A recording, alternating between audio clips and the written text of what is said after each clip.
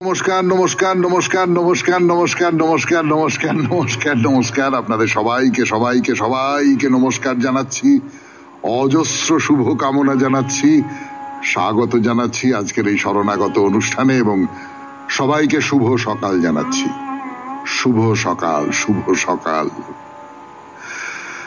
কবে তৃষিত এ মরু ছাড়িয়া যাইব তোমার রসাল নন্দনে। এই গানটা আমাদের রক্তের মধ্যে ঢুকে গেছে, মানে মনেও করতে হয় না। কখনো কখনো কোনো কোনো মুহূর্তে আপনা থেকেই গুনগুন করে উঠি। এই গান যার রচনা সেই রজনীকান্ত সেন। রজনীকান্ত সেনের আজকে জন্মদিন। 1865 খ্রিস্টাব্দে আজকের তারিখে তার জন্ম হয়েছিল। বেনি মাধবশীলের পঞ্জিকা অনুযায়ী আজ 10ই শ্রাবণ 1431, ইংরেজির 26শে জুলাই 2024, শুক্রবার, পঞ্চমী।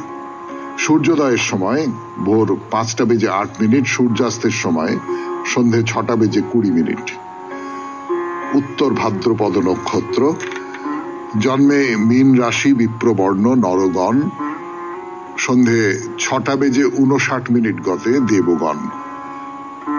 আমাদের হোয়াটসঅ্যাপে চিঠি পাঠাবার নাম্বার 9831922927। চিঠির গোড়ায় অতি অবশ্যই SG লিখতে হবে। এবারে বলবো আজকের অনুষ্ঠান সম্পর্কে। প্রথমে তো আপনারা সকলে জানেন পুরাণ চিরন্তন। পুরাণ চিরন্তনে এর আগের দিন একটা সাংঘাতিক গল্প শুনিয়েছিলাম আপনাদের, সাপগ্রস্ত হবার গল্প। সাপগ্রস্ত হবার গল্প মানে সাপ দু রকমের হতে পারে, একটা হচ্ছে দন্তেশ্ব, একটা হচ্ছে তালবস্য। তো আমাদের এই যে গল্প, এই গল্পটার মধ্যে দুটো স একসঙ্গে মিশেছে। মানে একটা হচ্ছে অভিশাপ। সেই অভিশাপ দিয়েছিলেন খগম ঋষি। তিনি তার বন্ধু সহস্রপাদকে অভিশাপ দিয়েছিলেন যে তুমি সাপ হয়ে যাও। কি করে সেই সাপ থেকে মুক্তি পেলেন সহস্রপাদ এবং কি করে নানান রকম বিপর্যয় শেষ পর্যন্ত শান্তিতে পরিণত হলো, তাই নিয়ে গতদিনের গল্প বলেছিলাম। আজকে অন্য একটা গল্প বলবো। এই গল্পটা খানিকটা পরিচিত হয়তো আপনাদের, তবু বলি। কর্ণাটকে একটি শহর আছে বাদাবি। এই বাদাবি শহর, এই শহরের পেছনে যে গল্পটা আছে, এই শহর কোনো একজন অসুরের নামে। তো সেই অসুরের কথা বলবো আপনাদের 92.7 বিগ FM এ শরণাগত অনুষ্ঠানে। তারপরে চলে যাব স্বামী বিবেকানন্দের রচনা থেকে পাঠ। এই পর্বে যোগের মূল সত্য, এই প্রবন্ধটা থেকে পড়ে শোনাচ্ছি আপনাদের পর্যায়ক্রমে। আজকেও খানিকটা শোনাবো। তারপর কথামৃত থেকে পাঠ, আপনাদের চিঠিপত্র এবং শেষে বাইরে দূরে। 92.7 বিগ FM এ শরণাগত অনুষ্ঠান শুনছেন। আমি আপনাদের সৌমিত্র বসু। ফিরে আসছি গানের পর। 92.7 বিগ FM এ শুনছেন শরণাগত। যেটা বলছিলাম আপনাদের, যে মহাভারতের নানা চরিত্রের নামে আমাদের দেশে নানান জায়গায় অনেকগুলো শহর, এলাকা, স্থান, যা কিছু বলুন না কেন, ছড়িয়ে আছে। তো এরকম কর্ণাটকের একটি শহর বাদামি। আগে তার নাম ছিল বাতাপি। বাতাপি একেবারেই একটি পৌরাণিক চরিত্র। তো সেই বাতাপির গল্প আপনাদের শোনাবো আজকে এই পুরাণ চিরন্তন পর্বে 92.7 বিগ FM। আপনারা সকলেই জানেন যে সেই পুরাণ কালে তখন অসুর বা রাক্ষসরাও তপস্যা করে দেবতাদের খুশি করে মাঝে মাঝে নানান রকম সব ভালো ভালো বর পেয়ে যেত। দেবতারাও, বিশেষ করে মহাদেবের কথা তো বিশেষ করে বলতে হবে, তিনি একেবারে বর দেবার ব্যাপারে দুহাত তুলে থাকতেন। মানে ভয়ঙ্কর কোনো অত্যাচারী অসুর সে এসে মহাদেবের কাছে বর চেয়েছে, মহাদেব বলেছেন তথাস্তু। তার ফলে যে কত রকমের বিপর্যয় হয়েছে সেটা সামলাতে বিষ্ণু এবং মহাদেবকে কত রকমের সব কাণ্ডমাণ্ড করতে হয়েছে, তার গল্পে আমাদের পুরাণ বোঝাই যাকে বলে। তো এই যে বর পেতেন তারা দেবতাদের কাছ থেকে, তার ফলে তারা অনেক সব কঠিন কাজ করে ফেলতে পারত। তা দুই অসুর ভাই ছিল, তাদের নাম হচ্ছে ইল্লল আর বাতাপি। বাতাপি যে বর পেয়েছিল সেই বরের জোরে সে যে কোনো প্রাণীতে পরিণত হতে পারত। আর ইল্লল, তার ছিল অদ্ভুত ক্ষমতা। বাতাপিকে সামনে না দেখতে পেলে চিৎকার করে তার নাম ধরে ডাকলে যেখানেই থাকুক, যে অবস্থাতে থাকুক, বাতাপি সঙ্গে সঙ্গে দাদার সামনে আবির্ভূত হতো। এই দুজনের দুটো গুণ। এবারে এই দুটো গুণকে কাজে লাগিয়ে কিভাবে মানে নানা রকম বদমাইশি করা যায় আর কি, ইল্লাল আর বাতাপি সেটা করতো। কিভাবে করতো? নৈমিষারণ্যের গভীরে, চারপাশে জঙ্গল, ঘোর জঙ্গল, সেইখানে দুই ভাই আশ্রম করে থাকে। তো একদিন একজন ব্রাহ্মণ সেখান দিয়ে যাচ্ছেন। তো ইল্লাল বলল, আপনি আমাদের এখান দিয়ে যাচ্ছেন, আমাদের আশ্রমে একটু পায়ের ধুলো আপনাকে দিতেই হবে, আপনি একটু আসুন, আসুন, দয়া করে এখানে একটু আসুন বলে ব্রাহ্মণকে খুব সমাদর করে নিজেদের আশ্রমে নিয়ে এলো। তারপরে ব্রাহ্মণ তো খুব খুশি, চমৎকার আশ্রম, এসে একটু বিশ্রাম করলেন। অনেকক্ষণ ধরে হাঁটছিলেন, একটু ক্লান্ত হয়ে পড়েছিলেন, এইবার একটু বিশ্রামের দরকার। তো কিছুক্ষণের মধ্যে দুই ভাই বুঝতে পারলো যে এই ব্রাহ্মণের ক্ষমতা অশেষ। তা ইল্লাল তাকে অনেক আদর যত্ন করে শেষে বলল যে, হে ব্রাহ্মণ, আপনি আমাকে বর দিন, আমার যেন ইন্দ্রের সমতুল্য পুত্র লাভ হয়। তো ব্রাহ্মণ এমনিতে আরাম আয়েশ ভোগ করছেন, সেসব ঠিক আছে, কিন্তু তাই বলে দুম করে একটা বর দিয়ে দেওয়া যায় নাকি? সে বল, না না না না না না না, তা কি করে হবে, সেটা হয় না। ইন্দ্র হলেন দেবতাদের রাজা, আর তোমরা হচ্ছে অসুর। অসুরদের মধ্যে যদি আরেক ইন্দ্রের জন্ম হয় তাহলে সে তো মহাসংকটে পড়ে যেতে হবে। কোন ইন্দ্রকে আমরা মানবো, দেবতাদের ইন্দ্র না অসুরদের ইন্দ্র, সেটা বুঝতে পারবো না, খুব সমস্যা হবে। না না না, সেইটা করা আমার পক্ষে সম্ভব নয়। ও, সম্ভব নয়, বেশ, তারপর কি হবে বলবার জন্য ফিরে আসছে আপনাদের সৌমিত্র বসু 92.7 বিগ এফএম এ শরণাগত অনুষ্ঠানে। একটু গান শুনে নেওয়া যাক। ইল্লাল বলেছে যে, আপনি আমাদের এমন বর দিন যাতে আমার ইন্দ্রের সমতুল্য পুত্র হয়। ব্রাহ্মণ বলেছেন, না না না না, ও সমস্ত বরটর আমি দিতে পারবো না। ও অসুরদের মধ্যে একটা ইন্দ্র, দেবতাদের মধ্যে একটা ইন্দ্র, তাদের মধ্যে ঝগড়া ঝামেলা বেঁধে যাবে, আমি ওসবের মধ্যে ঢুকবো না। তো ইল্লাল বলেছে, আরে সেসব সমস্যা পরে দেখা যাবে, আপনি বরটা দিন, আপনি তো সন্তুষ্ট হয়েছেন আমাদের ব্যবহারে, আমাদের আদরে যত্নে, তাহলে আপনি বরটা দিন। তো ব্রাহ্মণ কিছুতেই রাজি নয়, ইল্লালও ছাড়বে না। ফলে দুজনের মধ্যে ক্রমশই ভদ্রলোকের মতন কথা বলা থেকে আস্তে আস্তে আস্তে আস্তে ঝগড়া বাড়তে লাগলো। তো এর মধ্যে দুই ভাই খানিকটা সলা পরামর্শ সেরে নিয়েছে। তো সেই মতো বাতাপি সেটা ভেড়া হয়ে গেল। ইচ্ছে করলেই যা কিছু হতে পারে, এটা ভেড়া হয়ে গেল। তো ইল্লাল বলল যে, আচ্ছা যাকে, ঠিক আছে, ছেড়ে দিন, ঝগড়াঝাটি করে কোনো লাভ নেই, আপনার যখন এতই অনিচ্ছে তখন আপনাকে আর জোর করব না। আরে এই দেখুন, এই যে ভেড়াটি আছে, এইটা কেটে কুটে সুন্দর করে রান্না করে আপনাকে খেতে দিই, আপনি ভেড়ার মাংস খাবেন তো? একটা কথা বলি আপনাদের, এই যে মুনি ঋষি সম্পর্কে অনেকের ধারণা আছে যে তারা ওই বন জঙ্গলের ফলমূল খেয়ে থাকতেন, ব্যাপারটা মোটেই সেরকম নয়। তারা প্রচুর পরিমাণে নানান রকমের খেতেন, নানান মাংস খেতেন, এবং বেদে টেদে যে সমস্ত ইঙ্গিত আছে তার থেকে বুঝতে পারা যায় যে যেসব মাংস খাওয়ার কথা বললে আমরা কানে হাত দিই, সেই সমস্ত মাংস যে তারা খেতেন না এমনটা নয়। যাই হোক, সে তো এখানে ভেড়ার মাংস ব্রাহ্মণকে বলা হয়েছে। ভেড়ার মাংস অতি সুস্বাদু, আপনারা খেয়ে দেখেছেন, নিশ্চয়ই দেখেছেন, আমি দেখেছি, খুবই ভালো খেতে। তো ব্রাহ্মণ তো খুব রাজি, হ্যাঁ বেশ ঠিক আছে, করো করো। তা ব্রাহ্মণকে খেতে দিয়েছে। ব্রাহ্মণের বেশ খিদেও পেয়েছিল, সুস্বাদু ভেড়ার মাংস, বেশ আরাম করে তিনি খেলেন। কিন্তু ভেড়াটি তো বাতাপি, হ্যাঁ, খেয়ে দে হাত মুখ ধুয়ে বসেছেন, ভাবছেন আমি তো বর দিলাম না, তবু আমাকে বেশ আদর যত্ন করেই তো খাওয়ালো, হ্যাঁ বেশ বেশ বেশ ভালোই তো বলতে হবে। খুশি হয়েছেন। এমন সময় ইল্লাল ব্রাহ্মণের সামনেই চেঁচিয়ে ডাকতে আরম্ভ করলো, বাতাপি বাতাপি। বাতাপি ব্রাহ্মণের পেটের ভেতর থেকে করে বেরিয়ে এলো, প্রথমে ভেড়া হলো, তারপর অসুর রূপী বাতাপি ফিরে এলো। ব্রাহ্মণ অকালে মারা গেলেন। না, গল্পটা তো এখানে শুরু, এখানে শেষ নয়। 92.7 বিগ FM এ শরণাগত অনুষ্ঠানে এই গল্পের বাকি অংশটা বলবো আগামীকাল। আপাতত গানের পর স্বামী বিবেকানন্দের রচনা থেকে পাঠ, যোগের মূল সত্য। বিগ FM এ শরণাগত অনুষ্ঠান শুনছেন। এখন স্বামী বিবেকানন্দের রচনা থেকে পাঠ, যোগের মূল সত্য। এই প্রবন্ধ থেকে খানিকটা অংশ পাঠ করে শোনাই আপনাদের। যোগীরা ব্যবহারিক যেসব অভ্যাস শিক্ষা দেন সেগুলির অধিকাংশই মনকে লইয়া, একাগ্রতা, ধ্যান ইত্যাদি। আমরা এত জড়ের অধীন হইয়া পড়িয়াছি যে নিজেদের বিষয়ে চিন্তা করিলে আমরা কেবল আমাদের শরীরটিই দেখি। দেহই আমাদের আদর্শ হইয়াছে, আর কিছু নয়। অতএব শারীরিক কিছু অবলম্বন দরকার। প্রথম, আসন। এমন একটি ভঙ্গিতে বসিতে হইবে যে অবস্থায় অনেকক্ষণ স্থিরভাবে বসিয়া থাকা যায়। শরীরের স্নায়ু প্রবাহগুলি মেরুদণ্ডের মধ্য দিয়া প্রবাহিত।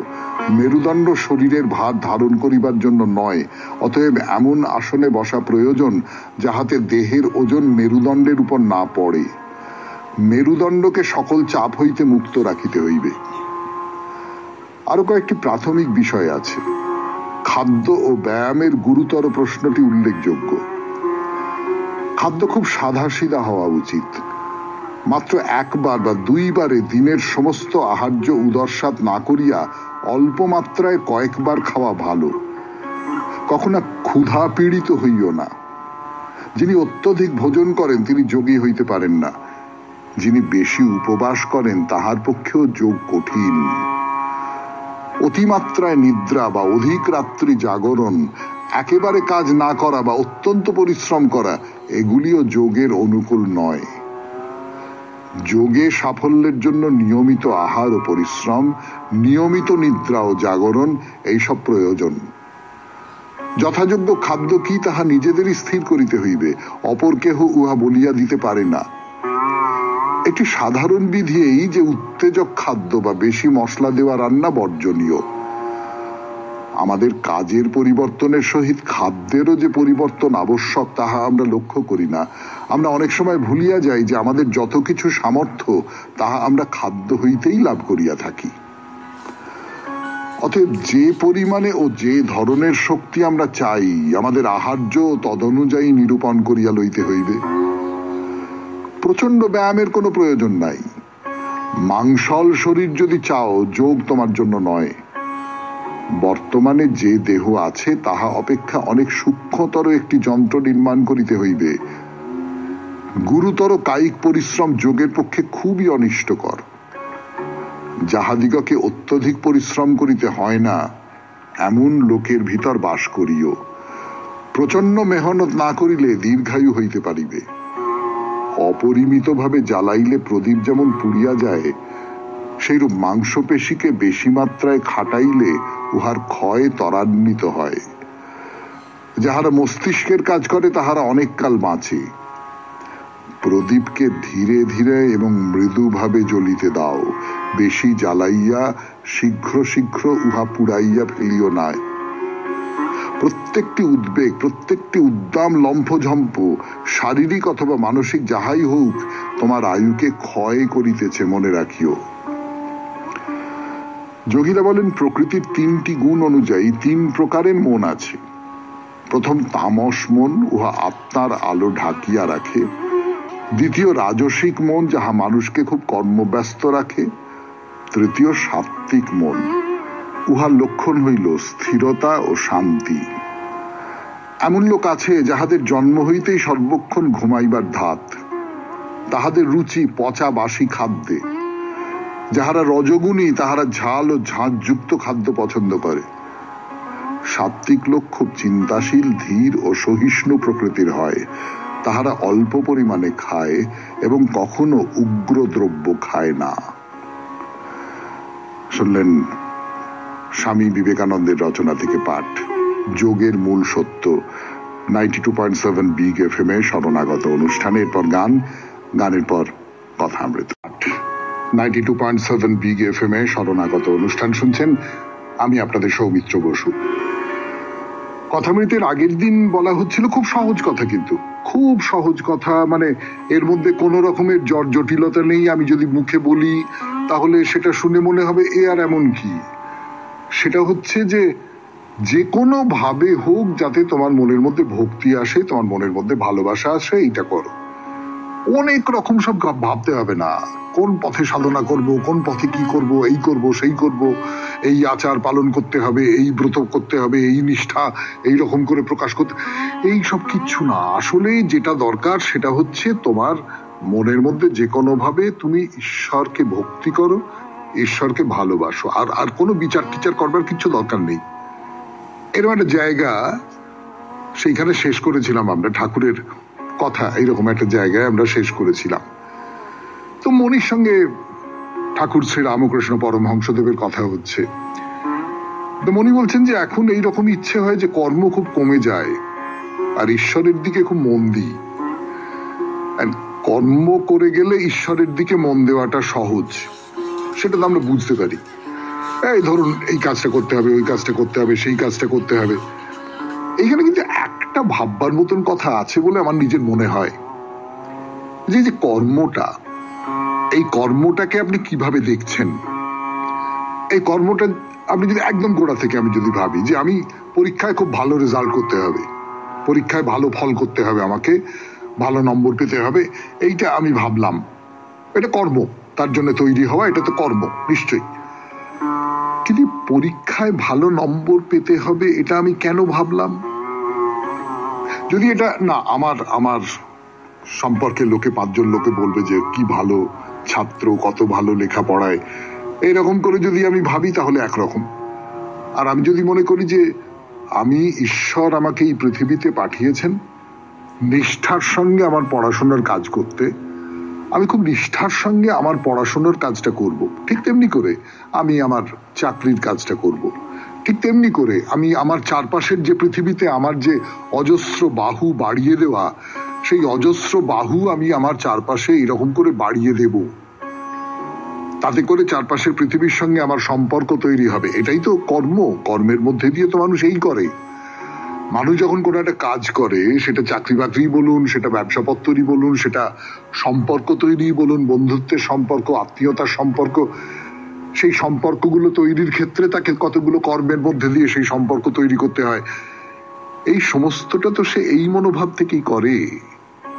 তাহলে এই কিভাবে আমি নিজেকে বিস্তৃত করব, সেটা কি আমি হিসেবে, সৌমিত্র বসু হিসেবে, নাকি ঈশ্বরের ইচ্ছে এইভাবে মানুষ নিজেকে ছড়িয়ে দিক, আমি তার একজন প্রতিনিধি, আমি এই কাজটা করতে চাইছি, কোনটার হিসেবে? 92.7 বিগ এফএম এ শরণাগত অনুষ্ঠানে শুনছেন কথামৃত থেকে পাঠ। আমি আছি আপনাদের সঙ্গে, আপনাদের সৌমিত্র বসু। আরো কথা বলবার জন্য ফিরে আসছি গানের পর। সূত্রে আমি কতগুলো কথা বললাম, যে কর্ম খুব কমে গিয়ে ঈশ্বরে মন দিই আমি, এইটা মনির খুব ইচ্ছে। কিন্তু আমি যেদিক থেকে ভাববার চেষ্টা করছিলাম সে ভাবনাটা ভুল হতে পারে, ভুল হলে আপনারা শুধরে দেবেন, আপনারা তো আছেনই। সেটা হচ্ছে কোন কর্মটা কর্ম আর কোন কর্মটা ঈশ্বরের প্রতি ভক্তি প্রদর্শন করা, ঈশ্বরের প্রতি ভালোবাসা প্রদর্শন করা, এইটা তো ঠিক করতে হবে। আমি যদি কর্মটাকেও আমার ঈশ্বর উপাসনার একটা উপায় হিসেবে ধরি, যে হ্যাঁ এইটা আমার ঈশ্বরকে আমি কিভাবে পুজো করছি, কর্মটা তার একটা প্রকাশ, তাহলে কিন্তু কর্মের সঙ্গে আর ঈশ্বরের দিকে মন দেওয়ার খুব কোনো প্রভেদ তৈরি হচ্ছে না। তো যাই হোক, তো যখন কেউ বলছে যে এই কাজ কাজ কাজ, মানে শত পাকে জড়িয়েছ আমাকে, কাজ কাজ করে চলেছি আমি, নানান রকমের সমস্ত ঐহিক কাজ করে চলেছি, ইহজগতের কাজ, নানান রকমের সমস্ত এই সংসার চালাবার কাজ, রোজগার করবার কাজ, খ্যাতি লাভ করবার, ক্ষমতা লাভ করবার কাজ, এই সব কাজ, এখান থেকে যদি সরে গিয়ে আমি ঈশ্বরের দিকে মনটা দিতে পারি, কর্মহীন, কর্মশূন্য অন্তত না হোক, কর্মবিরল একটা জীবন আমি যদি পাই, তাহলে আমি ঈশ্বরের দিকে মন দিতে পারি। তো ঠাকুর বলছেন হ্যাঁ হ্যাঁ তাই বই কি, হ্যাঁ, মানুষের তো আকাঙ্ক্ষা সেটাই যে কর্মের যে পাকে আমরা জড়িয়েছি, নানান রকমের কর্ম, তার মধ্যে আছে বাধ্যতা, সেইখান থেকে যদি সরে যাওয়া যেতে পারে। তা মনি বলছেন যে কিন্তু জ্ঞানী নির্লিপ্ত হয়ে সংসারে থাকতে পারে। এই যে জ্ঞানী নির্লিপ্ত হয়ে সংসারে থাকতে পারে, যে কথাটা বলছিলাম আপনাদের, যে জ্ঞানী কে, আমি আবারও আমার কথা বলছি, আমার যেটা মনে হয় সেইটা বলছি। জ্ঞানী তিনি যিনি যে কর্মটা করছেন সেই কর্মটা আসলে ঈশ্বরের কর্ম বলে মনে করছেন এবং সেইভাবে তিনি ঈশ্বরের আরাধনাই করছেন তার কর্মের মধ্যে দিয়ে। তো সেই জ্ঞানে নির্লিপ্ত হয়ে সংসারে থাকতে পারেন, তার কারণ এই কাজটা তার নিজের কাজ নয়, এটা তো ঈশ্বরের কাজ, আমি সমস্তটা দিয়ে সেই কাজ করব, কিন্তু তার মধ্যে আমি কখনো লিপ্ত হব না। সেই কাজে আমি যদি কখনো ব্যর্থ হই তাহলে তার জন্য আমার খুব ক্ষতি হয়ে গেল, আমার কি সর্বনাশ হয়ে গেল, ছি ছি ছি ছি, লোকে আমাকে কি বলবে, বা আমার এত ক্ষতি হয়ে, আমি এইরকম করে ভাববই না। আমি ঈশ্বরের দিক থেকে পুরো ব্যাপারটাকে দেখব। যা বলছিলাম আপনাদের যে জ্ঞানী নির্লিপ্ত হয়ে সংসারে থাকতে পারে বলে বলছেন, কিন্তু নির্লিপ্ত হতে গেলে বিশেষ শক্তি চাই। হ্যাঁ, কৃষ্ণ শ্রীমতীর হৃদয়েই ছিলেন, ঠাকুর বলছেন, তার ইচ্ছে হলো তাই মানুষ রূপে লীলা। তাহলে আমার ভেতরে এই শক্তিটা দরকার, নির্লিপ্ত হয়ে থাকবার জন্য যে শক্তি, সেই শক্তিটা দরকার। শুনছেন কথামৃত থেকে পাঠ 92.7 বিগ FM এ শরণাগত অনুষ্ঠানে। ফিরে আসছি আরো কথা বলবার জন্যে ঠাকুর শ্রী রামকৃষ্ণ পরমহংসদেবের কথামৃত থেকে আরো খানিকটা অংশ পড়বার জন্যে গানের পর। 0.7 বিগ FM এ শরণাগত অনুষ্ঠানে এই যে ঠাকুর বলছেন যেটা যেটা একটু আগেই শোনালাম আপনাদের, যে কৃষ্ণ শ্রীমতীর হৃদয়েই ছিলেন, কিন্তু ইচ্ছে হলো তাই মানুষ রূপে লীলা। শ্রীমতী যিনি যিনি কৃষ্ণকে আরাধনা করেছেন, ভক্তের হৃদয়ে তো ভগবান থাকেন। এমন কেউ তো ভগবানকে পেতে পারে না যে মনে মনে তাকে চায়নি, মনে মনে তাকে প্রতিষ্ঠা করেনি নিজের মনের ভেতরে। তার মানে কৃষ্ণ শ্রীমতীর মনের মধ্যে ছিলেন, কিন্তু কৃষ্ণের মনে হলো, সে তো আমরা সকলেই জানি, যে আমি নররূপে দেখি যে শ্রীমতীর যে ভালোবাসা সেইটা আমার কিরকম লাগে, আমি তার ভালোবাসাকে শরীর দিয়ে অনুভব করতে চাই, শরীর দিয়ে মন দিয়ে এই নরদেহ ধারণ করে আমি তার ভালোবাসাটাকে অনুভব করতে চাই। ঈশ্বরের রূপে আমি তার ভালোবাসাটাকে অনুভব করছি, কিন্তু তাতেই যথেষ্ট হচ্ছে না, মানুষ হিসেবে তার যে ভালোবাসা সেইটাকে আমি অনুভব করব। তো এখন প্রার্থনা করো যাতে এসব কমে যায়, এই কর্ম কমে যায়। আর ত্যাগের কথা বলছো, ত্যাগটা মন থেকে ত্যাগ হলেই হলো, মন থেকে ত্যাগ। এর উল্টো দিকে কি সংসার ত্যাগ করা, কারণ সংসার ত্যাগ করলুম, কিন্তু আমি কিন্তু খুব প্রবল ভাবে আমার মন সংসারের ভেতরে আছে, আমার অভ্যাস সংসারের ভেতরে আছে। সংসার ত্যাগ করা মানে বাড়িঘর থেকে চলে যাওয়া, গিয়ে এখন নির্জন জায়গায় গিয়ে থাকা, একটা আশ্রমের মধ্যে গিয়ে থাকা, এমনটা তো নয়। এই যে সংসার ত্যাগ করে একজন লোক চলে গেছে, তার ভেতরে নানান রকমের সংসারী কুচুটেপনা থাকতে পারে, তার ভেতরে নানান রকমের সংসারী কৌশল থাকতে পারে, ছল বল কৌশল এই সমস্ত কিছু থাকতে পারে। তো এই সব কিছু তো তার ভেতরে থাকতে পারে, তাহলে তো সে সংসার ত্যাগ করে গেল না, তার বাইরের শরীরটা গেল। কিন্তু এটা তো আমরা সকলেই জানি যে শরীরটা আসল কথা নয়, আসল কথা হচ্ছে মনটা।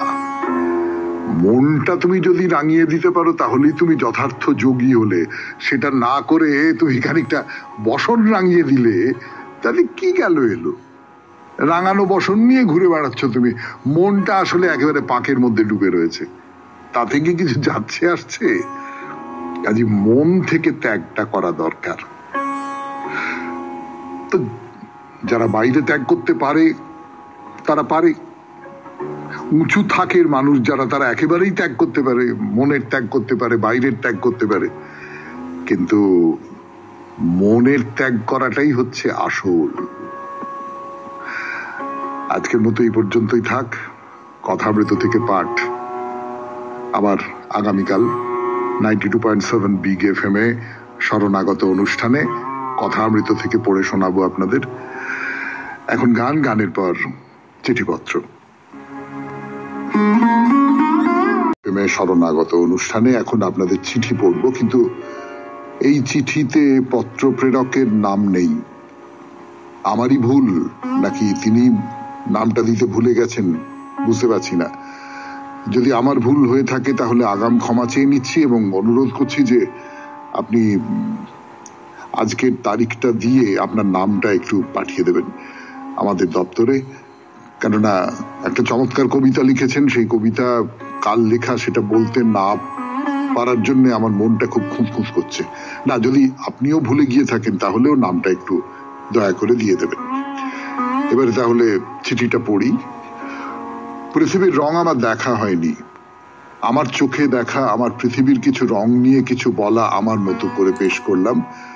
সময়ের কথা ভেবে থমকে গেছি, অনেক না বলা কথা রয়ে গেল, ভালো লাগলে আবার আসবো। একে একে ওরা কবিতা হয়ে উঠছে, ওদের হাত বেয়ে নেমে আসছে পান্তা ভাতের আমানি, কি পরম তৃপ্তি। একটা অবাধ্য মাছিকে বারবার তাড়াচ্ছে। মেয়েটার মা বলল, থাক বাছা থাক, ওরাও হয়তো অভুক্ত, তোমার খাতার পাতায় ওরা কবিতা হোক। কথাটা আজও কানে বাজে। সকাল হলেই সদর খুললে ওরা আসতো, ময়লা ধুলো পোশাকে করুণ স্বরে বলতো, মা একটা বাসি রুটি দেবে। আমাদের টালির চালেই ছিল পান্নার মতো শ্যাওলা সবুজ অভাব, তবু মা বলতো, দাঁড়াও আসছি, চলে যেও না। কলাই করা থালে রুটির শব্দে ওদের মুখে চলকে উঠত খুশির ঝিলিক। ওরাই আজ তোমার কলমে কবিতা হোক। বৃষ্টি হলে জল জমে যেত রাজপথে, পাশেই ছিল বিশাল পুকুর রেলিং ঘেরা। এক এক সময় পুকুর আর রাজপথ মিলেমিশে হয়ে যেত একাকার। শহরের গর্ব পিচকালো রাজপথ তখন সাগর। আমরা ছেলে ছোকরার ছন্ন ছাড়ার দল, নোংরা নর্দমা ঘেন্না অত বুঝতাম না, বিলি পয়সার সাগর স্নান ছাড়তাম না। সব বারণ নস্যাৎ করে ছুটে যেতাম, ভীষণ মজা বৃষ্টি ভিজে পুকুরে মাছ ধরা। ওরা হয়ে উঠুক তোমার কবিতা। যাকে দেখবার জন্য স্কুলের পথে গানের স্কুলে রথের মেলায় অপেক্ষা করতাম, সেও দেখেনি তো আর চোখে আমি কোথায়। তারপরেই তার ন্যাকামি বেড়ে যেত, যেন কিছুই জানে না, চেনে না। ভীষণ রাগে তখন প্রখর রোদের জ্বলুনি। একদিন বসন্ত পঞ্চমীর অঞ্জলিতে বলে ফেললাম, যে কথা বারবার মুখস্থ করেছি গোপনে, সে কথা জিভে আড়ষ্ট হয়ে না জানি কি বলে ফেলেছিলাম। তখনই একটা কালো পর্দা নেমেছিল দু চোখে। সে কথা এখন ইতিহাস হয়ে যাক কবিতা, আর নয় বাকি আবার পরে। চমৎকার একটি কবিতা এবং শিরোনাম হচ্ছে পৃথিবীর রং। পৃথিবীর রং এই যে নানান সম্পর্কের মধ্যে দিয়ে, নানান স্মৃতির মধ্যে দিয়ে কিভাবে উঠে আসছে তার একটা বিবরণ। খুব খুব খুব ভালো লাগলো। এই অনামী কবি, আপনাকে অনেক অনেক ধন্যবাদ। এরপর বাইরে দূরে 92.7 বিগ এফএম এ শরণাগত অনুষ্ঠান শুনছেন। আমি আছি আপনাদের সঙ্গে, আপনাদের সৌমিত্র বসু। গানের পর 92.7 বিগ এফএম এ শরণাগত অনুষ্ঠান শুনছেন। এখন বাইরে দূরে। আগের দিন আপনাদের একটা গল্প বলছিলাম, পাইন বাড়ির গল্প। না, ঠিক পাইন বাড়ির গল্প নয়, বরং বলা ভালো পাইন বাড়িকে নিয়ে গদাধরের মজা করার গল্প। গল্পের শেষটুকু বলা হয়নি, কিন্তু আপনারা নিশ্চয়ই ধরে ফেলেছেন। ওই যে গেঁয়ো বউটি পাইন বাড়িতে আশ্রয় নিয়েছিল, সে আসলে গদাই। মেয়ে সেজে অন্দরমহলে ঢুকে পড়েছিল। পাইন বাড়ির মেয়েদের বাইরের কোনো পুরুষ মানুষ দেখতে পায় না এই দম্ভটাকে ভাঙতে। যেই না রাত হয়ে গেছে, দাদা বাড়ির সামনে দিয়ে গদাই গদাই রে কোথায় গেলি বলে ডাকতে ডাকতে যাচ্ছে। এতখানি জিভ কেটে গদাই তো সাজগোজ ফেলে দিয়ে ছুট। এরপরে পাইন বাড়িতে কি হয়েছিল তা অবশ্য আমি জানি না। খুব একটা ভালো প্রতিক্রিয়া যে হয়নি সে তো আন্দাজি করতে পারি। যাই হোক, সেই পাইন বাড়ির সামনে এসেছি আমরা। দেখুন, সেরকম করে দেখতে গেলে গোটা কামারপুকুরটাই তো আসলে তীর্থক্ষেত্র। কম বয়সে শিশু বা কিশোর বয়সে মানুষ এখানে ওখানে যায়, নানান জায়গায় তার চিহ্ন ছড়িয়ে রাখে। যত বয়স বাড়ে তত সে ঘরবন্দি হয়ে পড়ে। ফলে আমাদের ঠাকুরের ছোটবেলার নানান স্মৃতি তো এই গ্রামের ধুলোয় ধুলোয় ছড়িয়ে আছে না। হ্যাঁ, সে যাই হোক, পাইন বাড়ির আভিজাত্যের গর্বের কথা শুনে যেমনটা মনে হয়, বাড়িটা কিন্তু সেই রকম কিছু নয়। গাছপালার মধ্যে দিয়ে পথ চলে গেছে, একটা ছোট চালা ঘর, পেছনে আর একটা উঁচু একটা চালাই বলবো আমি। পাইন বাড়ির যিনি প্রধান পুরুষ, তার নাম সীতানাথ পাইন, তিনি থাকতেন এই সামনে চালা ঘরটিতে, সেই রকমই মনে হচ্ছে। সে ঘরের দরজায় লেখা রয়েছে holy house of Sitanath Pain. ব্যাস, এই পর্যন্ত। পাইন বাড়ির কথা হলো। ফিরে আসছি গানের পর। বাইরে দূরে 92.7 বিগ এফএম এ শরণাগত অনুষ্ঠানে। একটা মাঠ, 92.7 বিগ এফএম এ শরণাগত অনুষ্ঠানে কামারপুকুরের কথা বলছি আপনাদের। এই রামকৃষ্ণ মঠ থেকে খানিকটা এগিয়ে দেখবেন একটা বড় মাঠ, বেশ বড়, বেশ। ঠাকুর তো কল্পতরু উৎসব করেছিলেন কলকাতায় কাশীপুর উদ্যান বাটিতে, সে তো আপনারা জানেন প্রতি বছর হয়, সেখানে এখনো পর্যন্ত হয়। কিন্তু সেই কল্পতরু উৎসবের দিন এখানেও একটা খুব বড় মেলা বসে। মেলাটা দেখবার মতো, অনেকখানি জায়গা জুড়ে, অনেক বড় মাঠ। কে কেমন লাগছে কামারপুকুর? একটা কথা বলি, এই কামারপুকুর তো আর আগেকার মতো গ্রাম নেই, অথচ ঠাকুরের স্মৃতিধন্য জায়গাগুলো যথাসম্ভব সুন্দর করে রেখে দেওয়া হয়েছে। না, নিশ্চয়ই একটা দিনের ঝাঁকি দর্শনে আপনারা গোটা কামারপুকুরটা দেখে নিতেই পারেন, কিন্তু যদি এমনটা ইচ্ছে হয় যে বেশ রয়ে বসে দুটো একটা দিন কাটিয়ে যাবেন এখানে, তার ব্যবস্থাও আছে। রামকৃষ্ণ মঠের একটি অসামান্য সুন্দর যাত্রী নিবাস আছে এখানে। তবে সমস্যা একটাই, ভক্তের সংখ্যা তো কম নয়, আর ঠাকুরের সেই সব ভক্তের দল যে সুযোগ পেলেই ঠাকুরের জন্মস্থানে চলে আসবেন তাতেও তো অবাক হবার কিছু নেই। ফলে যাত্রী নিবাস সারা বছর ভর্তি থাকে। মোটামুটি ধরুন মাস তিনেক আগে থেকে যদি বুক করে নিতে পারেন তাহলে এখানে থাকবার জায়গা পাবেন। এবং আমি তো বলবো যে কামারপুকুরের অন্যান্য দর্শনীয় স্থানের মতো এটাও একটা দর্শনীয় স্থান। কোন রকমের বাহুল্য, কোন রকমের কি বলবো ঝকমকেপনা বাদ দিয়ে কেমন করে একটা অতিথিশালাকে স্নিগ্ধ, শান্ত, সুন্দর করে রাখা যায় তা বুঝতে পারা যাবে এখানে এলে। শ্রী রামকৃষ্ণ মিশনের চিহ্ন দেওয়া আছে গেটে, সেই সঙ্গে লেখা রয়েছে মঠের নাম। খুব হালকা গেরুয়া রঙের দেওয়াল, তারপরে গেট, ভেতরে ওই রঙেরই পরপর পরপর কুটির। দেখে মনে হয় মাটির, কিন্তু না, মাটির নয়। মাথার উপরে ওই এক পলকে দেখলে যাকে খড়ের চাল বলে মনে হচ্ছে, তাও আসলে সিমেন্টেরই তৈরি। বলবো, আরো কথা বলবো, এই গেস্ট হাউসকে নিয়েই কিছু কথা বলবো, কিন্তু আজকে তো আর সময় হবে না। আজকের মতো শেষ করি শরণাগত। আমাদের হোয়াটসঅ্যাপে চিঠি পাঠাবার নাম্বার 9831922927। চিঠির গোড়ায় অতি অবশ্যই SG লিখতে হবে। কবিতা দিয়ে শেষ করি, রবীন্দ্রনাথের কবিতা। বৈশাখেতে তপ্ত বাতাস মাতে, কুয়োর ধারে কলা গাছের দীর্ণ পাতে পাতে, গ্রামের পথে ক্ষণে ক্ষণে ধুলা উড়ায়, ডাক দিয়ে যায় পথের ধারে কৃষ্ণচূড়ায়। আশু ক্লান্ত বেলগুলি সব শীর্ণ হয়ে আসে, ম্লান গন্ধ কুড়িয়ে তারি ছড়িয়ে বেড়ায় সুদীর্ঘ নিঃশ্বাসে। শুকনো টগর উড়িয়ে ফেলে, চিকন কচি অসৎ পাতায় যা খুশি তাই খেলে। বাঁশের গাছে কি নিয়ে তার কাড়াকাড়ি, খেজুর গাছের শাখায় শাখায় নাড়ানাড়ি। বটের শাখে ঘন সবুজ ছায়া নিবিড় পাখির পাড়ায়, হু হু করে ধেয়ে এসে ঘুঘু দুটির নিদ্রা ছাড়ায়। রুক্ষ কঠিন রক্ত মাটি ঢেউ খেলিয়ে মিলিয়ে গেছে দূরে, তার মাঝে ওর থেকে থেকে নাচন ঘুরে ঘুরে। ক্ষেপে উঠে হঠাৎ ছোটে তালের বনে উত্তরে দিক সীমায়, অস্ফুট ওই বাষ্প নীলিমায়। টেলিগ্রাফের তারে তারে সুর সেধে নেয় পরিহাসের ঝংকারে ঝংকারে। এমনি করে বেলা বহে যায়, এই হাওয়াতে চুপ করে রই একলা জানালায়।